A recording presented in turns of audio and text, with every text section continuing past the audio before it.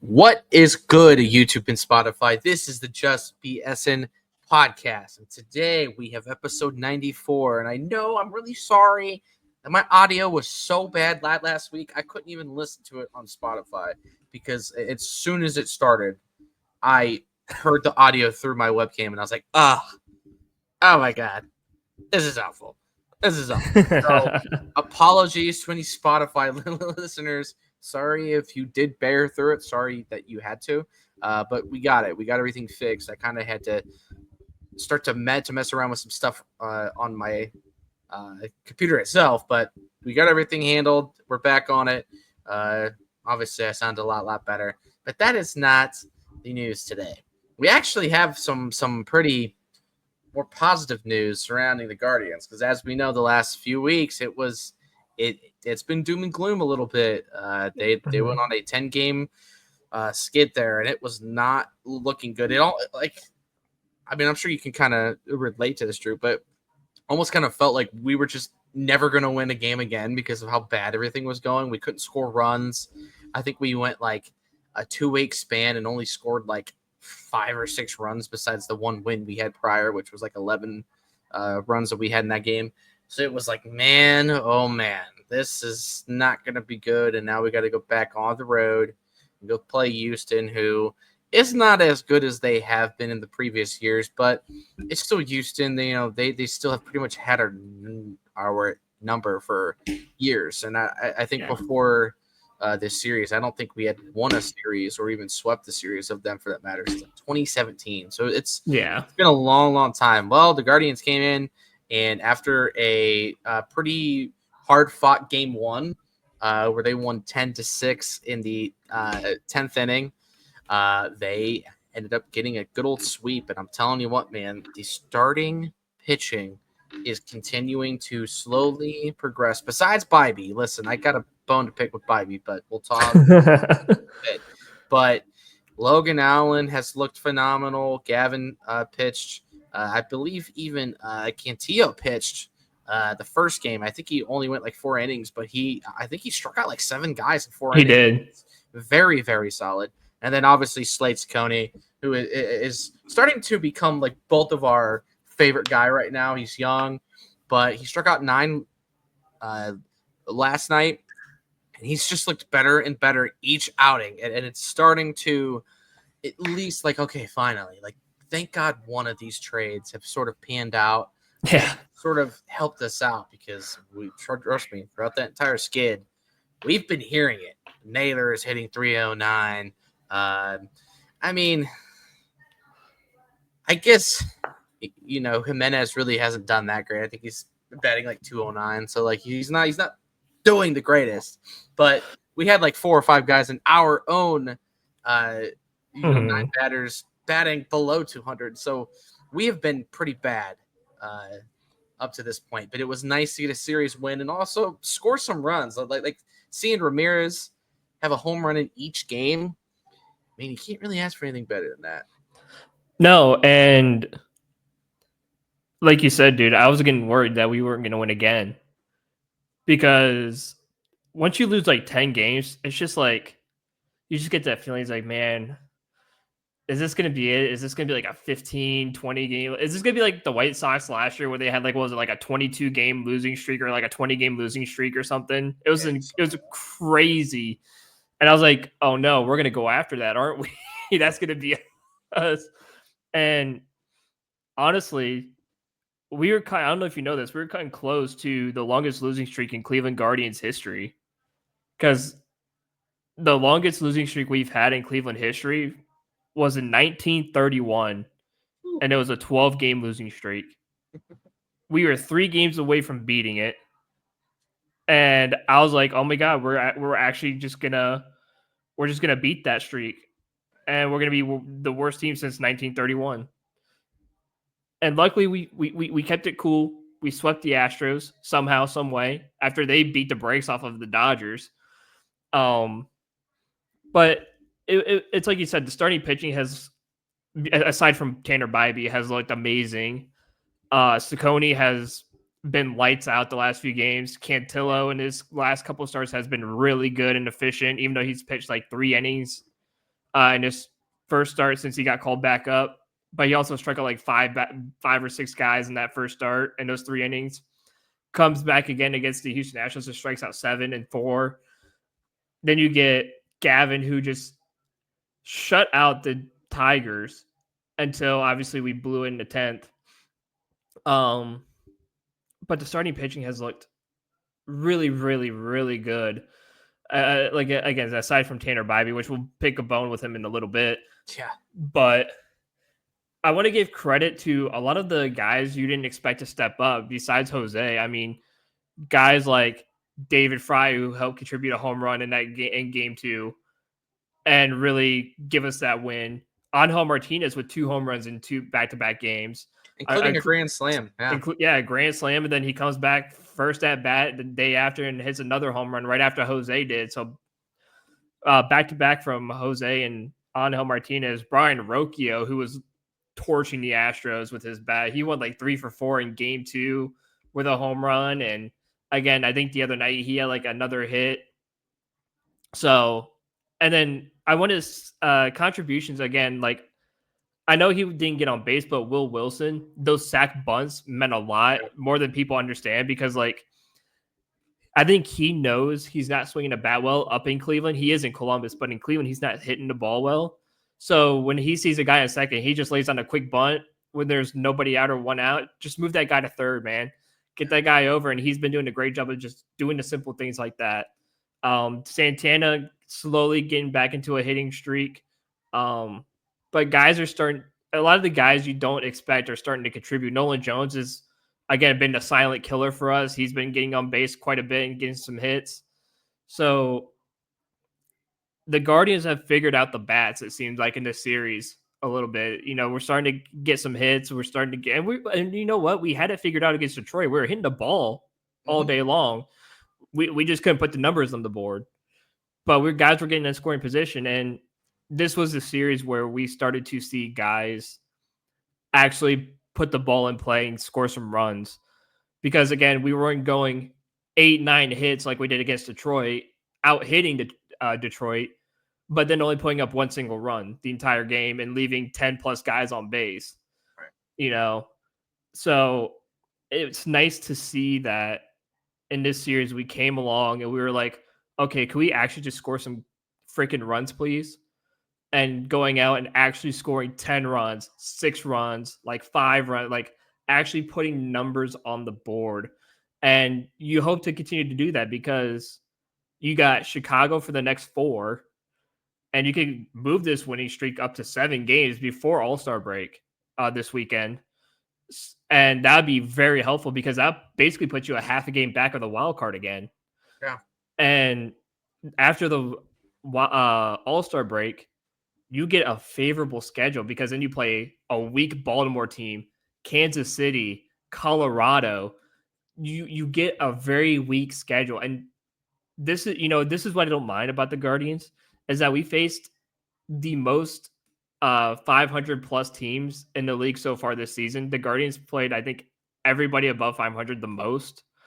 And now after this All-Star break, we're getting a lot of the teams that are garbage this season.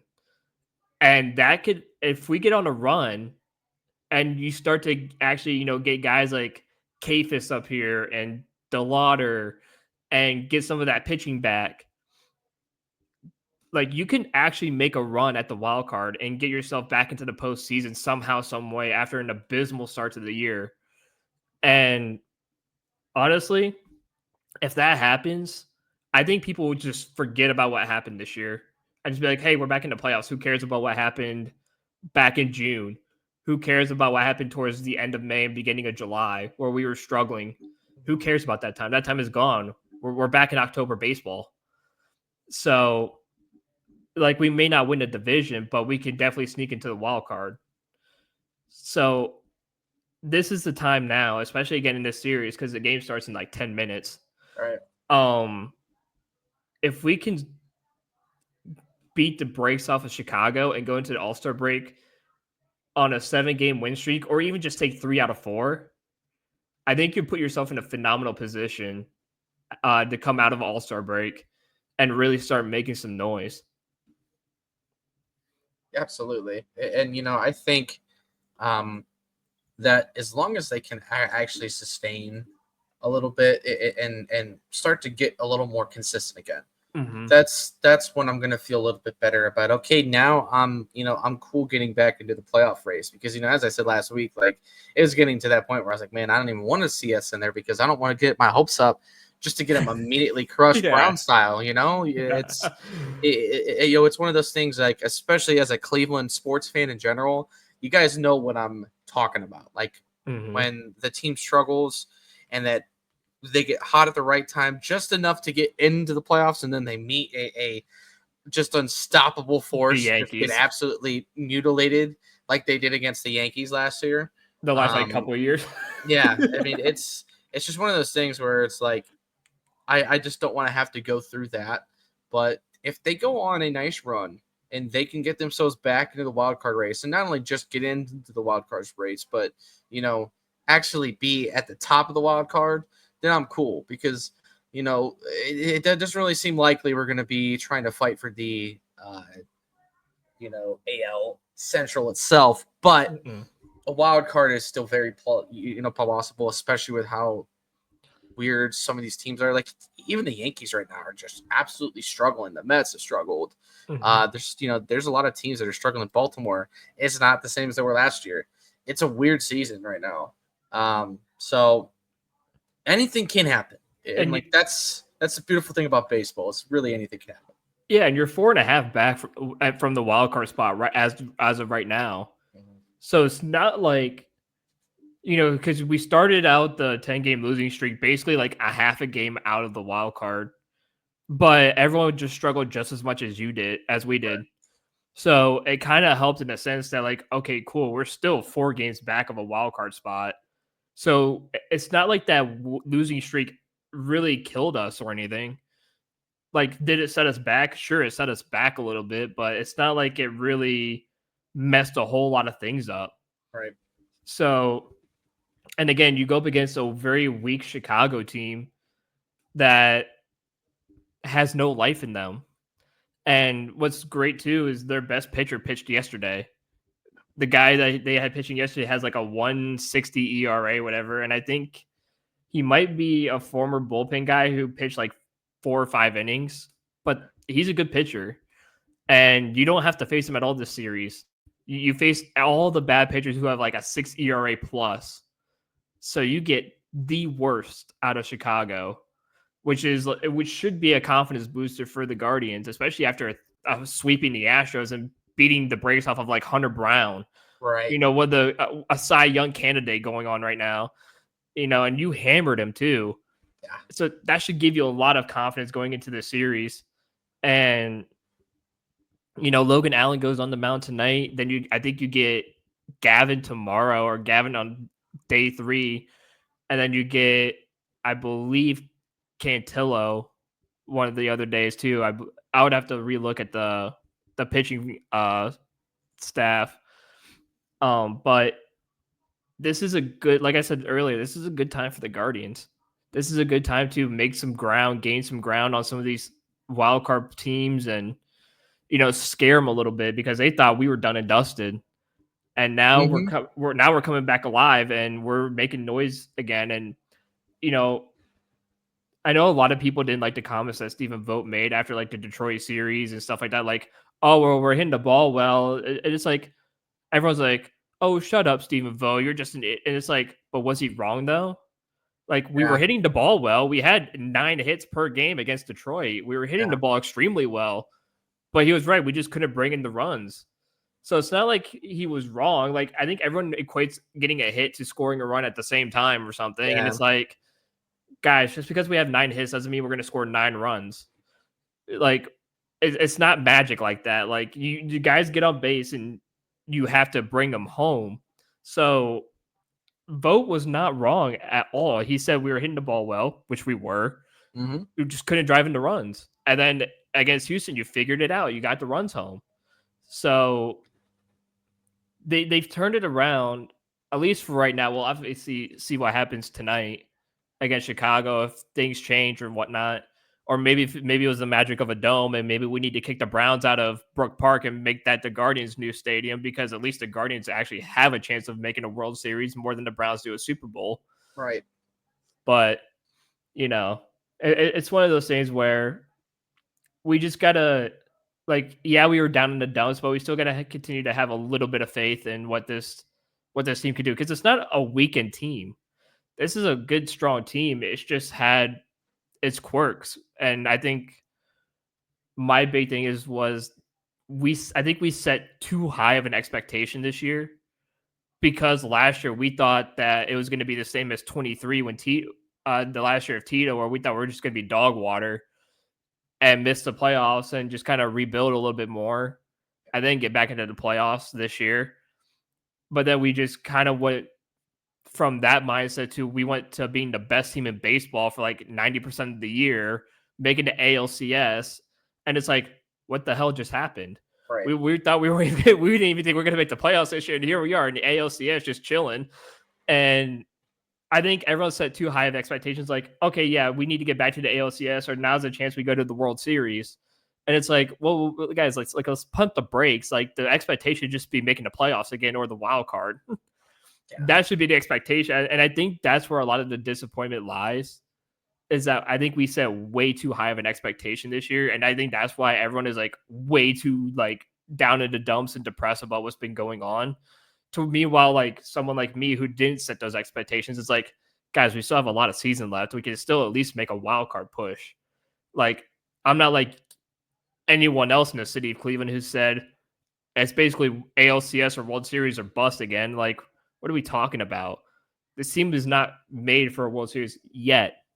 It's getting there, but it's not there yet. No, yeah, it's certainly not there. And I think what should have already sort of hindered the expectation of that is when we got rid of Nader and when we got rid of Jimenez. Like, Exactly. You're pretty much guaranteeing yourself that you are just going to go a little younger, and you may get even younger after this season because you don't know what's going to go on with Stephen Kwan. You don't know what's going to go on with Clase. You're going to have Bazana up here definitely by this time next season. CDL is still around. Manzardo is still here. Santana will be gone, so you'll see more Noel. You'll see more Kafis. You will have a chance for a lot of these younger guys that we have been just absolutely punching the air at to try to get up here.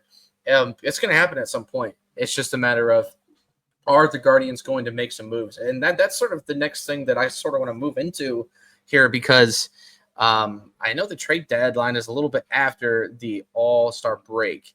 I don't know how much farther, but I think it's the end of the month. It's the last day of the month. It's always the last day of July. Okay, yeah. So it's coming soon. Like, I mean, yeah, we have a few weeks still, but things could really start to ramp up by not next week, but probably the week after that. Yeah. Leading up to it. So it's going to be interesting. I'm very curious to see what they do, especially if they get a really good offer for a guy like Clase, who has kind of struggled. Like, he hasn't been able to really be as dominant as he has been. Now, granted, it's really hard to be as good as he was last year. Last year, he was so good, it almost didn't seem real. And so him getting rocked by the Yankees and even Detroit a little bit, like in that first series, Detroit did get to him. He didn't really blow games, but he wasn't really like, 1, 2, 3 inning. Yeah. That team. So there really was a difference. It's really hard to be that consistent in baseball. Like, I want people to understand, and that's why, like, a majority of the season, I've been trying to stay sort of even keel, but it has been hard because of how bad they really have been playing. But again, if this continues to start to trend back upwards, then things are going to start to look good. And then again, you get to go back to, hey, baseball is a long season, and you just kind of stay the course. You got to get hot by the end of July through August through September. So really, August and September are those 2 months where, like, if you're close, that's when you want to lock in and go on those 10-plus game win streaks and really start to gain a lead. Because I mean, for a long, long time there, even throughout the season this year, we did have a lead in the wild card, and it's just slowly dwindled. But there was also a very interesting stat. I think the guards have I think they've played the most games against teams above 500 in baseball this year. I think they were they were either the team with the most games or they were up there. It was like over, I think it was like 81 or 82 games that we've played against teams above 500 or something Yeah. like that. It was something ridiculous. And I'm like, Mhm. that's almost the entire season when you look at it. So the Guardians have also been unfortunately put in a rough spot of the schedule slash certain teams are just playing better this year than they were last year. And post All Star break, as you said, the schedule is going to be a lot more favorable. We have a 3-game series against the White Sox. This is another series where you should be able to win it, and you have to give yourself the gimmies. You have to beat a team like like the White Sox. I know they're in our division.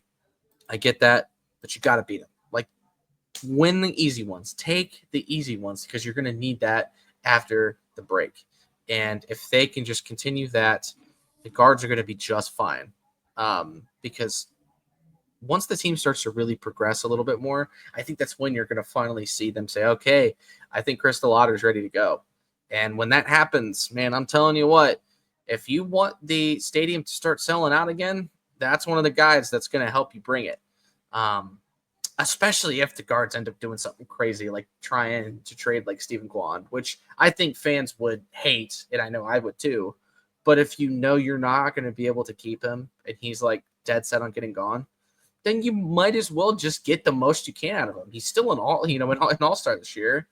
It would suck to get rid of him, but dude, if the value is there and he's going to be gone in a year or two, shit, why not? Why not?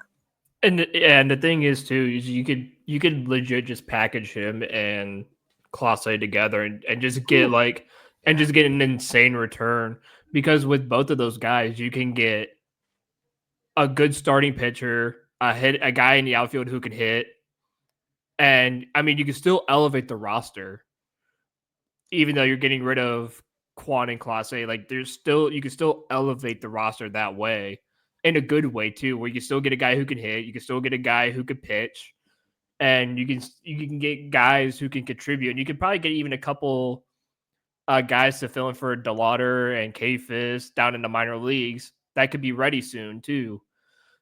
Because guess what? Like you said, next year you're going to see a lot of Bazana. You're probably going to see Brito to start second base next year. So you're going to see a lot of Juan Brito, Manzardo at first.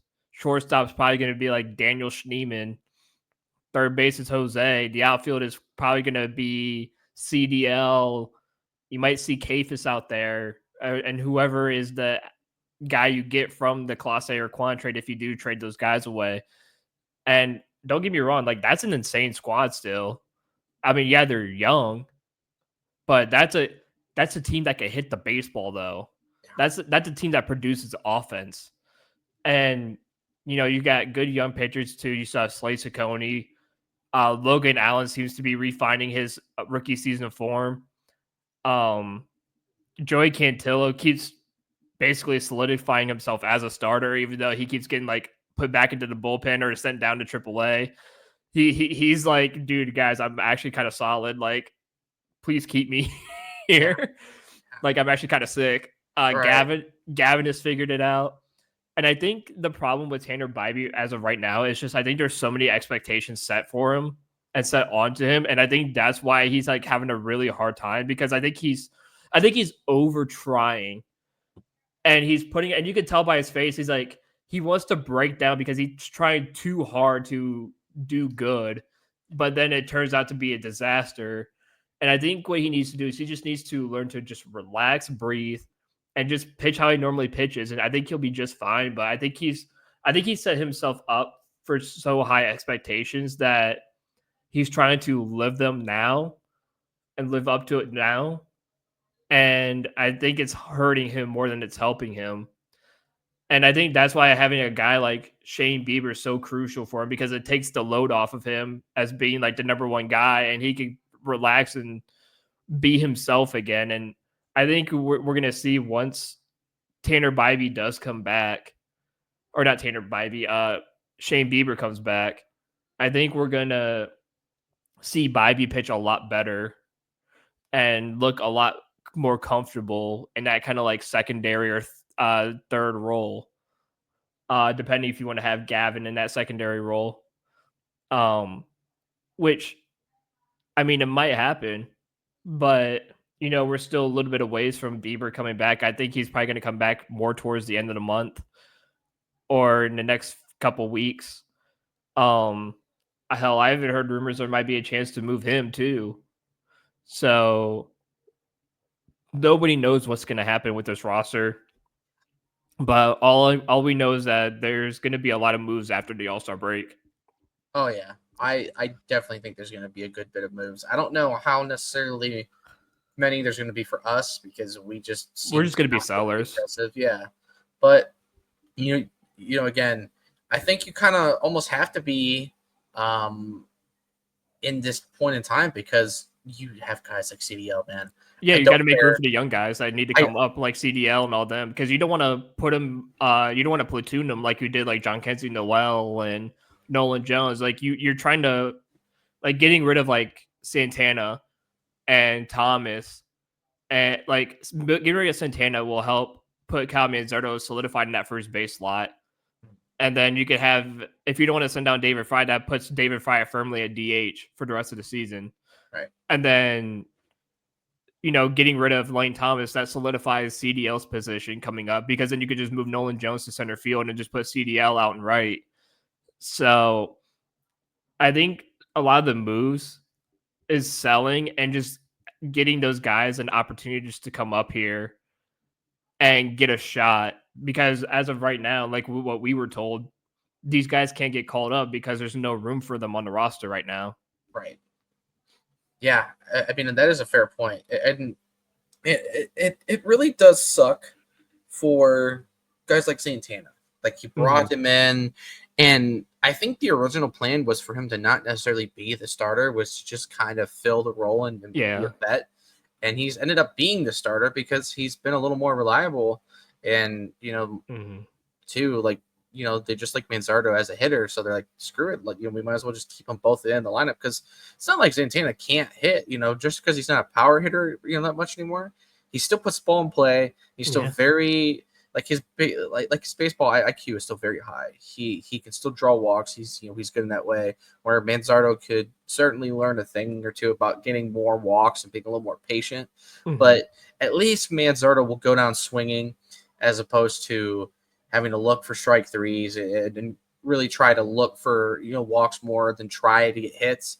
I would much rather strike out swinging than I would try and to look. So at least he has that going for him. And I mean, if Fry can heat up a little bit, it would make a lot more sense. But I think Santana is a guy, regardless, that's probably going to get moved just due to the circumstances of just the just logjam that we have at that position in that sort of area on the team. I mean, as we've said, for a while now, like we have some log jams at some very specific parts of the team, and it just, dude, it makes for some really ugly times if you are not careful in who you are choosing.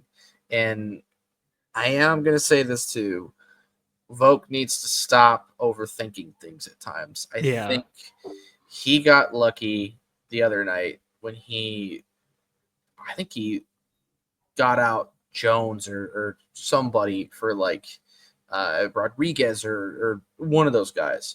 And it ended up panning out in the end because I think that was the same game that Martinez got his grand slam on. But at the point of that game, it was like, what are we doing here? Why are you taking out a guy that's, actually doing pretty well throughout the game for a guy that hasn't had any at bats this series yet? And I think he tries to outdo himself. And it's kind of the same gripe that I'll have at times with Stefanski, where he tries to outsmart himself and try to outsmart other guys, and really just ends up being a little too stupid or being a little too aggressive in that moment when it didn't need to be there. I think you just, you do need to go with your gut, but you also need to understand the moment of the game and understand how those players are playing, because as we know, baseball is a very streaky sport. Guys are going to be really good and really bad at times.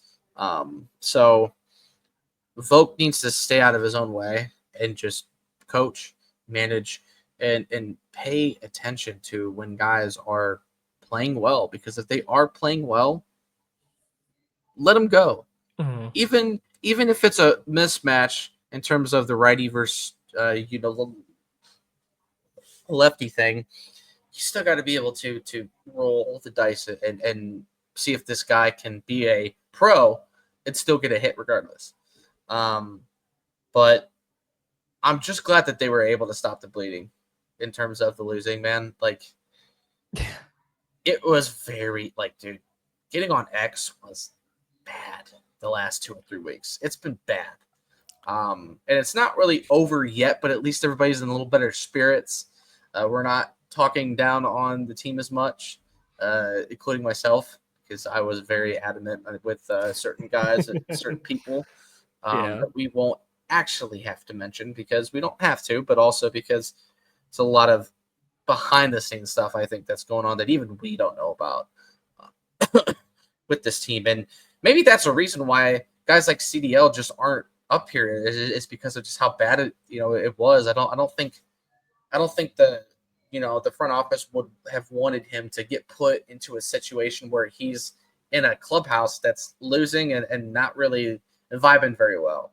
And now that the vibes are starting to get better, it is going to get better. But one more guy that I do want to bring up is Bo Naylor. Mm-hmm. Bo Naylor. And we've talked a little bit about him, especially early on in the season. As a hitter, okay, he has moments where he's great. I'm not gonna lie though, I really can't trust him behind the plate as a catcher, and I don't really know how you can move on from that besides maybe trading him. But the thing is you don't really have the depth right now, at least ready yet. Engel is in Double A. I know he's going to be great at some point, and he's probably going to get brought up by probably this time next year. It could even be before that, but 2026 and beyond probably. But for now, you don't really have a lot to go off of besides Hedgie, which at least Hedgie is good behind the plate. It's just not good batting. But he's still a better leader. I don't know, man. Bo is getting to that point where I'm like, man, I'm kind of ready to move on from him just based on his play behind the plate. I'm not sure even any work in AAA can really help him. But that being said, it helped Rocchio, because Rocchio has looked much better in the field. He's looked much better batting. He seems a little more confident. So maybe it would do him some good, but I don't know, man. I don't know. This is what, his third year up here now? Yeah. Well, it's 2.5, because he came up when Tito's final year. He came up halfway through the season, right, to fill in for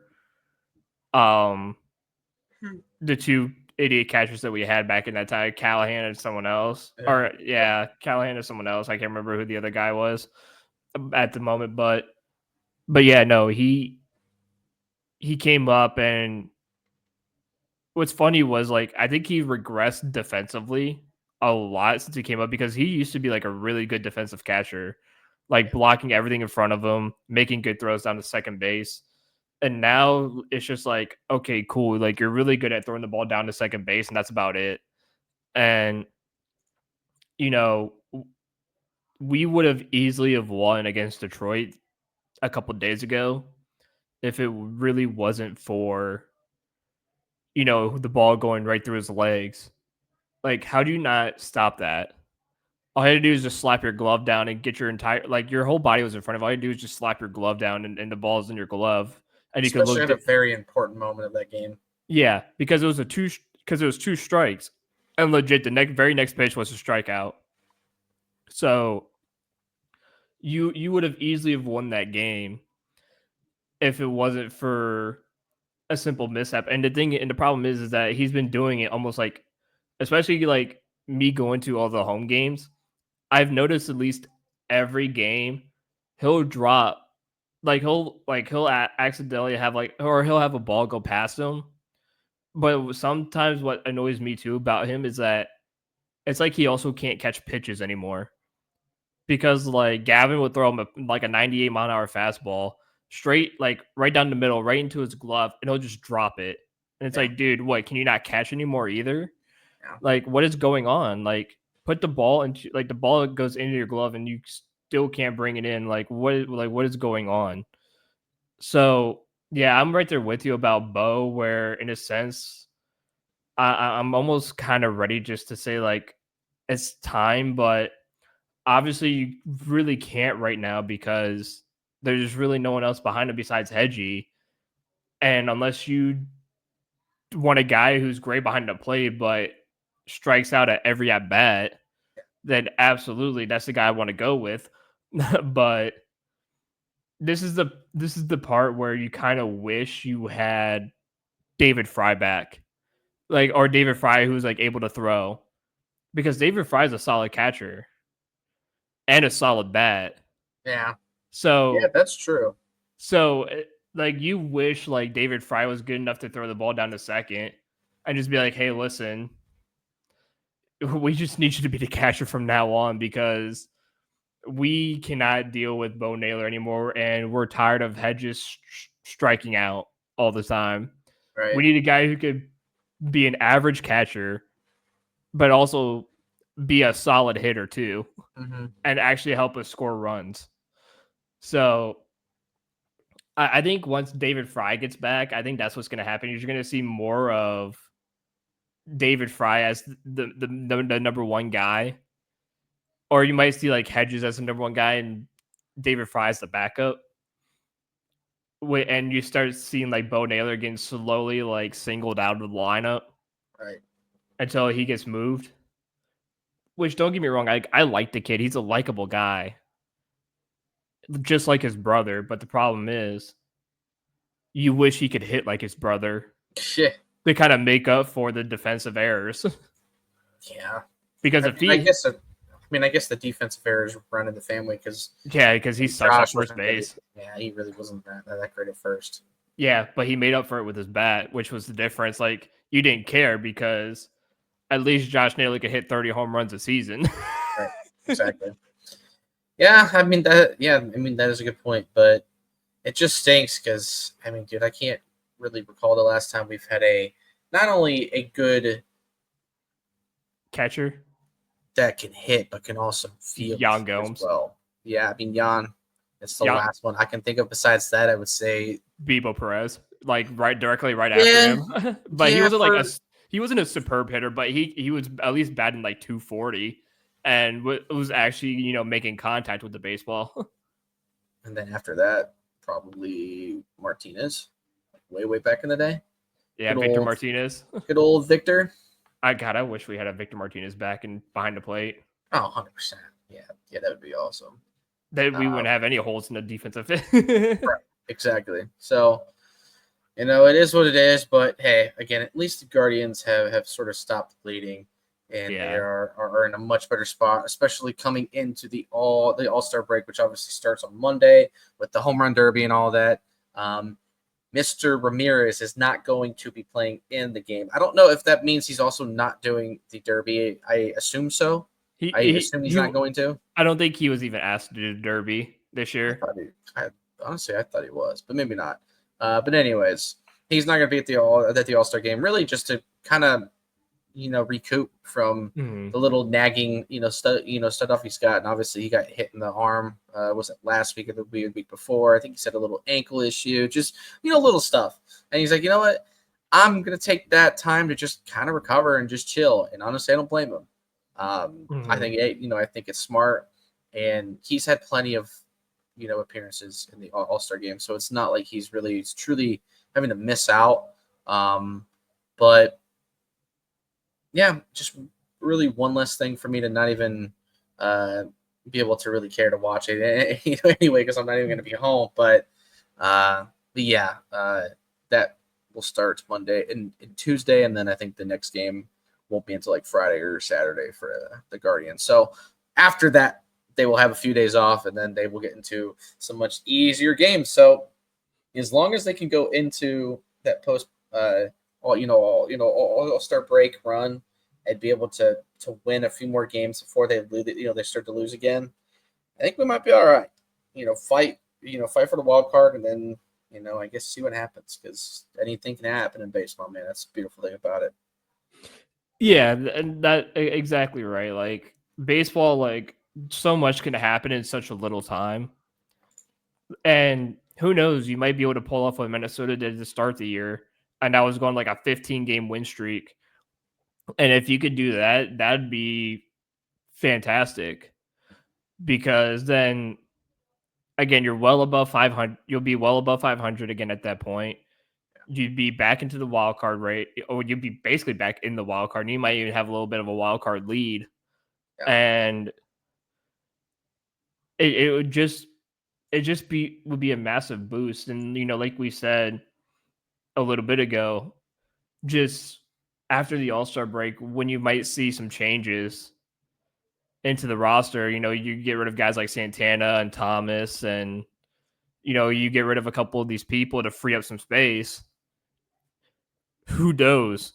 Guys like Kafis or Chase DeLauder can come up and just really ignite a spark and really help you get going.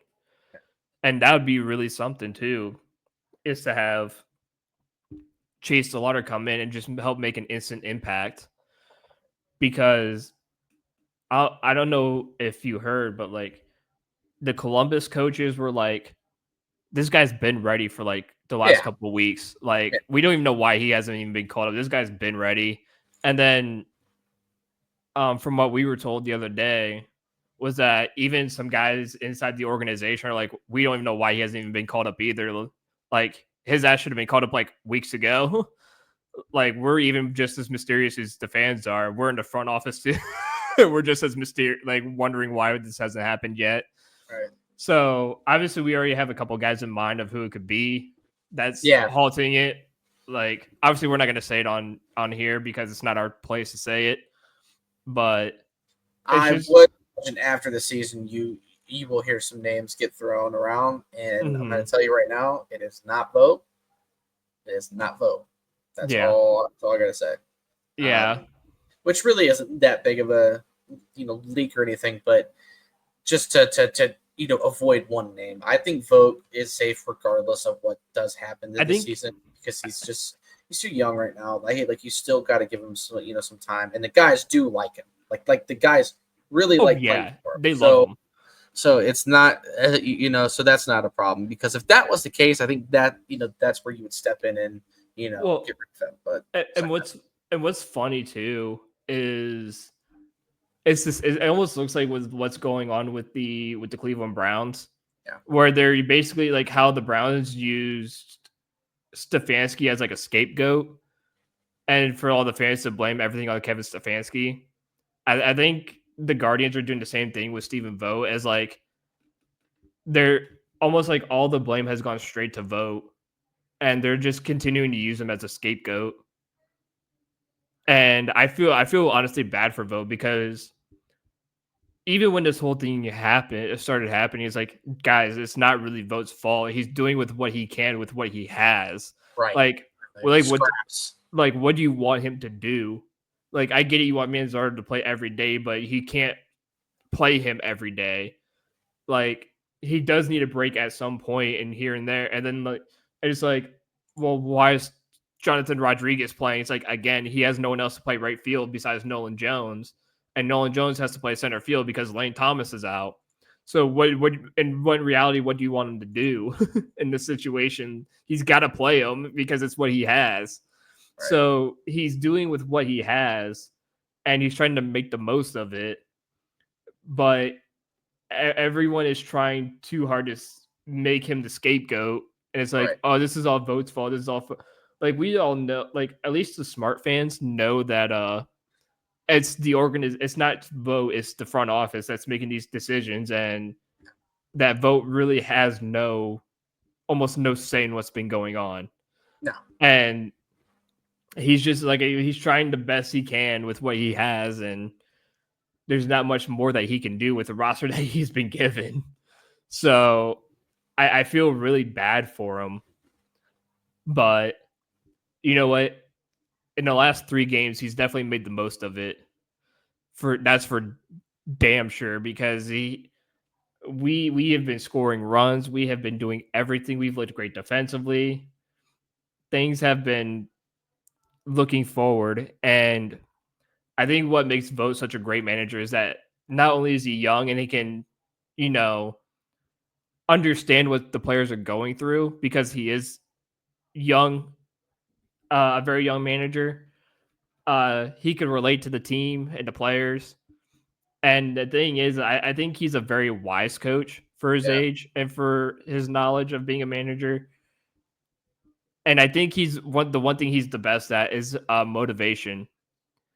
I think he knows how to motivate the locker room and to get the guys together to do something. And when you have leaders like Stephen Kwan and Jose Ramirez, who are also really good leaders, you know, it really helps the guys get ready and help set a tone.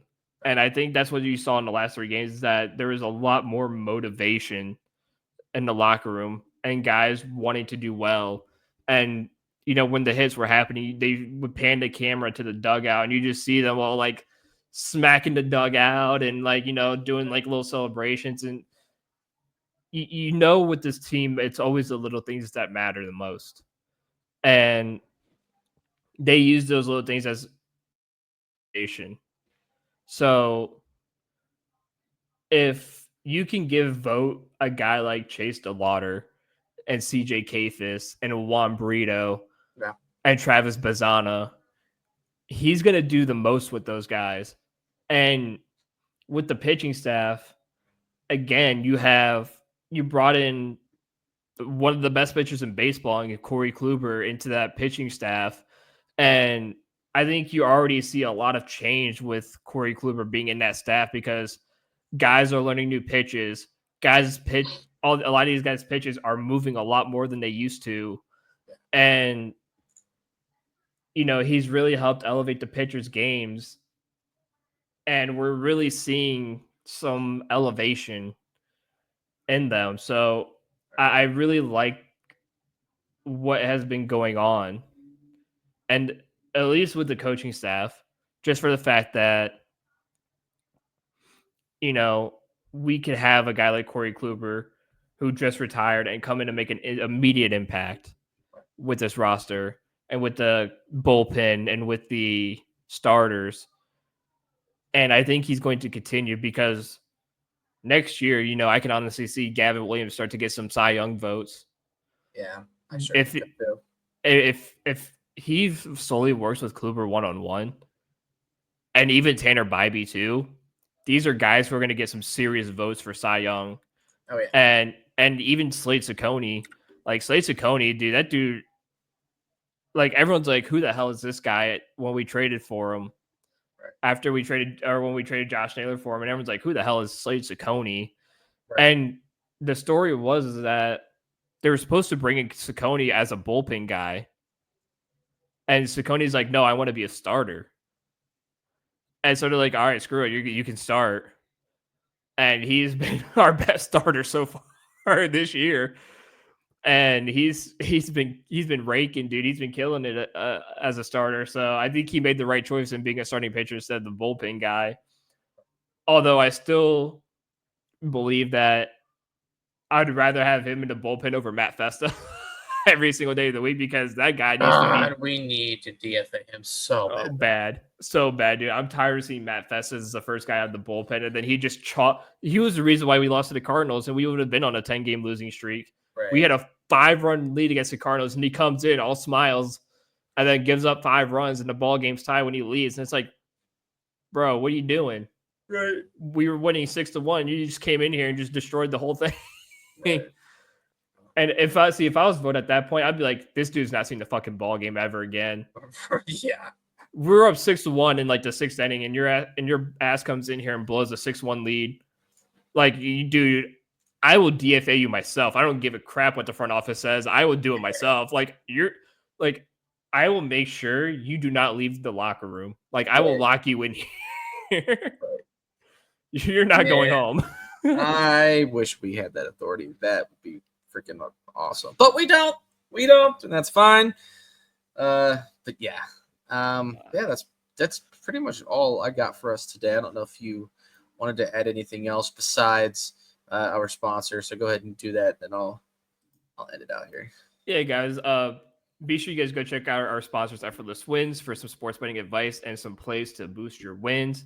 Talk to my boy Tony or Greg. The links will be in the comment section and in the description of Spotify. So be sure you guys go and check it out. These guys are really good at what they do. Greg is retired at 32 years old. Happy birthday to Greg, because his birthday was yesterday. Just turned 32 years old. And that man is retired because he is a very good, knowledgeable sports bettor. And you could be too. If you just talk to him and, get some one-on-one time with him, he will make sure, bless you, he will make sure you are retired by the time you turn his age if you're younger than him. So I would highly recommend these guys. They do a great work. Absolutely. They're great to work with too. All right, guys. Well, that is going to do it for us. So before I get off here too, no episode next week. Yep. I am going on a trip, and I'm just probably not going to have the time to be able to scramble to get a, episode out for next week. So we're just going to take the week off for next week and then get right back to it, which will be perfect timing because that following week on the 25th, the Browns start training camp. So we will have a full training camp preview of pretty much everything that we could possibly think of, guys that we are going to be excited to see, and just loads of stuff. But as you guys know, like, this channel started with football. So for us to get back into the football world again is exciting. It's been long overdue. I am very, very, very excited. Regardless of how bad the Browns do this year, I'm just really excited to get back into football, into fantasy. Yeah. And getting our bets of the week again. Like, all of those fun things that we did last year, we are definitely going to bring back and hopefully get some more stuff. So keep it locked in. If anything does happen in the sports world, follow us on TikTok, which is going to be in our description as well. Drew will be on it. Like White Rice, he will be on it if anything does happen. And the thing is, too, what I might start doing for the NFL season is give you guys like a lock of the week. Yeah. For sports betting, too, just to have some content on the TikTok page. Absolutely. So Monday Night Football, Thursday Night Football, Saturday morning football, whatever, if they go to the UK or whatever they do, whatever, or Sunday morning football, I will make sure you guys have a lot. Zach can obviously join in on it too. We can both give our own locks, where we just give out one play. Like I already have one for week 1, and my play is going to be the Browns plus 6.5 against the Bengals. Why? Bengals suck against us. Right. Bengals are trash against us. And guess what? We don't know who the hell is going to be the quarterback yet. Right. Also, so yeah, but I want to do some locks of the week or some where I'm going to like heavily research some stuff and, share some of my knowledge that I've learned from Tony and Greg and the research that they've helped me learn how to do and whatnot. And, we can even do a full-on episode with them, or at least one of them, which would be really, really fun. Well, and I talked to Greg not long ago when we discussed maybe doing some live streams of just like us chilling and hanging out and maybe betting on a couple of games during the live streams and just kind of kicking it and enjoying some time where we can just live stream for like an hour, watch a game, just chill and get some bets going. So be on the lookout for that kind of content and stuff. But like Zach said, I should be on TikTok next week. Just kind of pumping out some content when there is some. Or if I just want to talk Guardians a little bit and give some recaps too, I could do that as well. So, We'll see what happens. Yep. But fortunately, with the All-Star break and stuff, we won't have stuff until Friday. So I Yeah. come back that Saturday night. So it'll be fine. But yeah, no episode next week. So until then, if you've missed some episodes, go back, go watch them, or get on Spotify and just go right down the lane and just get what you missed. Get into it.